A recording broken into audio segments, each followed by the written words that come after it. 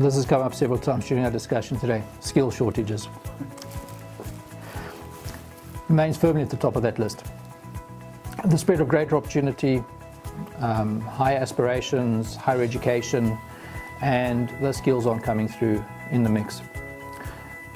This isn't a simple answer for investing in the requirements to attract, one, skilled individuals or individuals that can be upskilled into our industry, and also the requirement to improve on technology in the delivery of projects.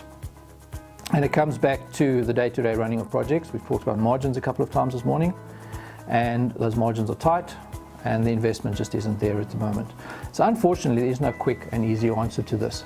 It is a long-term goal that needs to be challenged by the industry as a whole and is not going to be looked at by one or two players.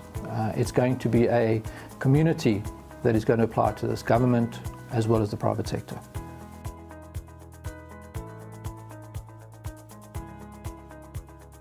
Preliminaries are affected heavily by project complexity, also project location.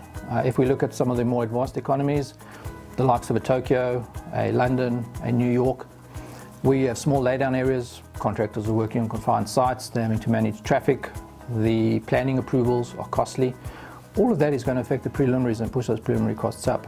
If we take that into a South African market, we note that more rural areas, materials, even labour, you may need to set up labour camps for the people to stay with while they're there.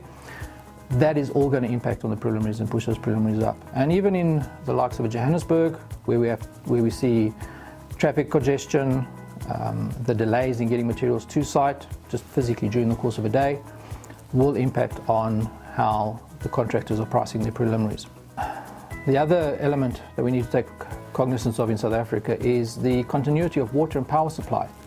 And if contractors are concerned, there will be requirements of some form of infrastructure to be applied to a site, once again impacting on how those preliminaries are priced. Several factors will impact on margins.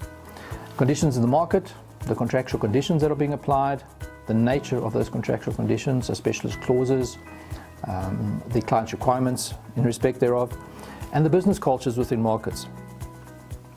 Also the competitiveness of tenders, as I referred to earlier on, that in a market where we're seeing a slight upturn potentially, contractors are going to be more selective about their pricing and will go after the tenders that they were able to have a bit more of a margin in to keep their businesses afloat.